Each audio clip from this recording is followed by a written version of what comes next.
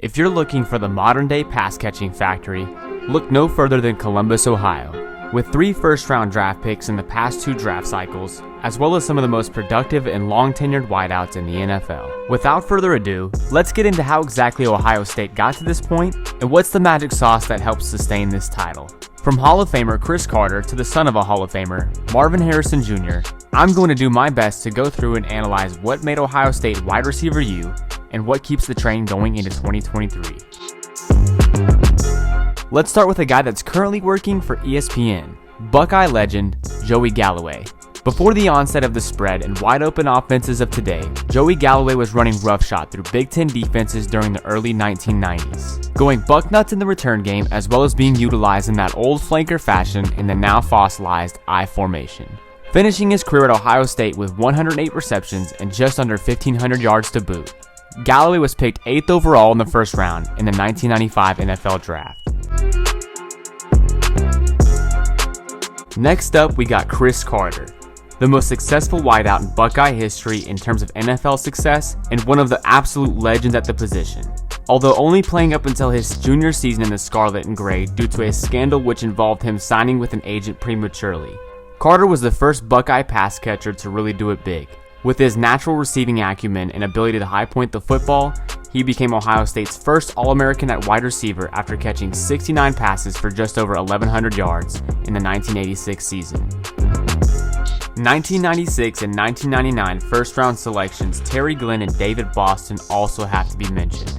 Terry Glenn won the Biletnikoff Award in 1995 after starting his career as a walk-on in Columbus, and David Boston held on to the school touchdown reception record until 2021.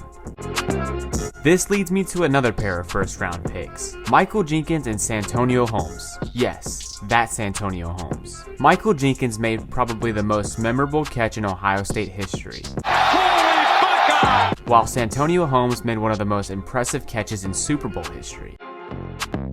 On to the revered Ginn Jr. Initially recruited to play defensive back, Ginn would turn into a special teams phenom after converting to wide receiver his sophomore season, finishing his career as a Buckeye with over 4,000 all-purpose yards. Although Ohio State has had recent NFL standouts in the likes of Michael Thomas, Terry McLaurin, and Curtis Samuel, Ginn Jr. was the last Buckeye wide receiver taken in the first round until Garrett Wilson and Chris Olave in 2022, both of whom were drafted 10th and 11th overall respectively, with Garrett Wilson winning the Offensive Rookie of the Year award just last season. All of this illustrious history at wideout brings me to talk about the hire of this dude in 2017, Brian Hartline, former Ohio State wide receiver and graduate, and the wizard behind the current conveyor belt of wide receivers. In the last 5 recruiting cycles, Hartline has been the primary recruiter, signing 14 top 100 receivers, and that's not including the 2 5-stars committed in the current class. His current protege, Marvin Harrison Jr., according to him, is probably the best out of the ones he has coached personally. Quoting from his interview on Bussin' with the Boys, "Marvin's that NFL prototype." This upcoming season is going to be very interesting, and you know I'm going to be tuning into Ohio State games. I've got 2 questions for my Buckeye brethren in the comments section. Number 1, who is taking the snaps as starting quarterback this fall?